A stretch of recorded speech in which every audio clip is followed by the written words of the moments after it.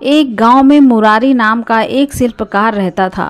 वह अपने हाथों से अच्छी अच्छी मूर्तियां बनाकर शहरों में बेचा करता था, जिससे उसके घर का गुजारा चलता था। एक दिन अचानक मुरारी के साथ एक हादसा हो गया।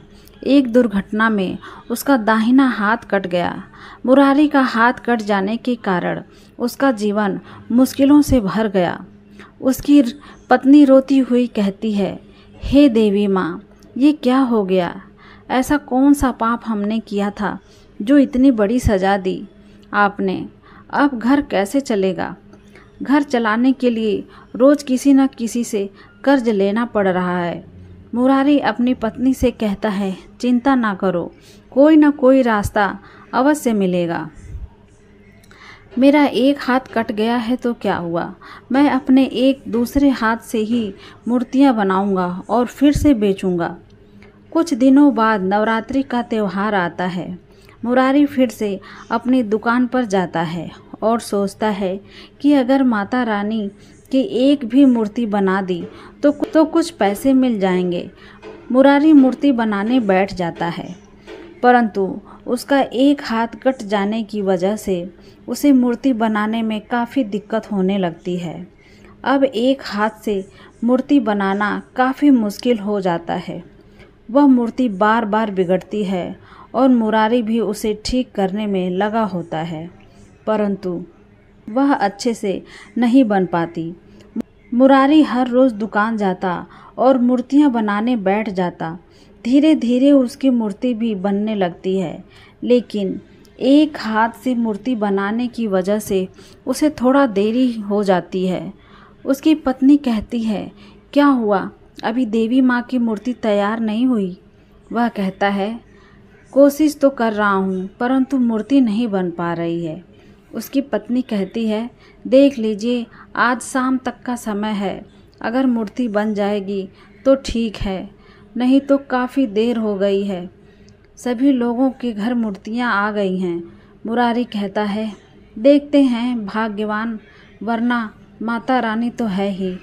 मुरारी अपने मन में एक आस लिए अपनी दुकान की तरफ निकल जाता है। माता रानी की अधूरी मूर्ति को पूरा करने में लग जाता है, जिससे उससे मूर्ति बनाते बनाते शाम हो जाती है और अब उसकी मूर्ति भी बनकर तैयार हो जाती है। वह कहता है कि हे देवी माँ, अब मूर्ति बन गई है, इसे ले जाकर बाजार में बेचूंगा, कुछ पैसे मिल जाएंगे। तभी वहाँ एक छोटी सी बच्ची आती है और मुरारी से कहती है, काका, मुझे एक मूर्ति दे दो, मैं इस नवरात्रि देवी माँ की स्थापना करना चाहती हूँ। यदि आप मुझे एक मूर्ति दे देंगे तो आपका भला हो जाएगा। मुरारी कहता है कि बेटा, यह मूर्ति बेचने के लिए है, ऐसे आपको नहीं दे सकता मैं। वह बच्ची कहती है कि यदि आप मुझे यह मूर्ति दे देंगे तो मैं माता रानी से कहूँगी कि आपकी सारी परेशानियाँ दूर कर दे। मुरारी सोचता है, इस छोटी सी बच्ची को मैं खाली कैसे भेज दूँ? अगर यह मूर्ति मैं इसे मुफ्त में देता हूँ तो मेरे घर का गुजारा कैसे चलेगा? फिर कुछ समय सोचने के बाद उस छोटी बच्ची को मूर्ति दे देता है और कहता है, मैं बेचने के लिए दूसरी मूर्ति बना लूँगा। उस बच्ची के हाथों में मुरारी जैसे ही मूर्ति देता है, वह देवी माँ के रूप में आ जाती है। मुरारी साक्षात देवी माता को अपने सामने देखकर चकित हो जाता है। वह माता के चरणों में गिर जाता है और माता कहती है, मैं तुम्हारी भक्ति और शक्ति से अति प्रसन्न हूँ। तुम कैसे मुश्किल घड़ी में भी मेरे नाम का जाप कर रहे हो।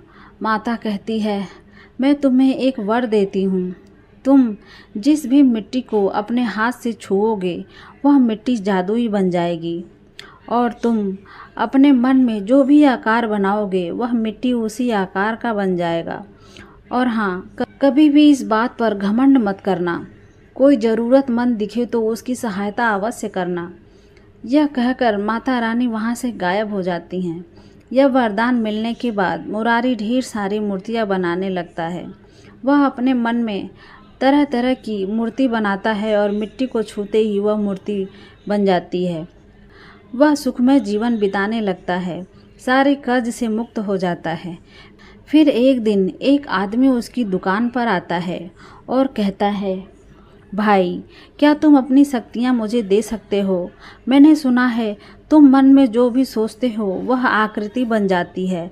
मेरी माँ मर गई है, उसकी शक्ल मेरे मन में है। मैं सोचता हूँ अपनी माँ की एक मूर्ति बनाऊँ। मुरारी कुछ देर के लिए सोचता है कि यह शक्ति तो मुझे माँ ने दी है और कहा भी था कि किसी ज़रूरतमंद की सहायता करना। यह सोचकर वह तैयार हो जाता है। तभी वह आदमी देवी माँ के रूप में प्रकट होकर कहती है, मैं तुम्हारी परीक्षा ले रही थी जिसमें तुम फिर से पास हुए। जाओ, तुम सदा के लिए सुखमय जीवन व्यतीत करो। देवी माँ उसे हमेशा के लिए आशीर्वाद देकर वहाँ से चली जाती हैं।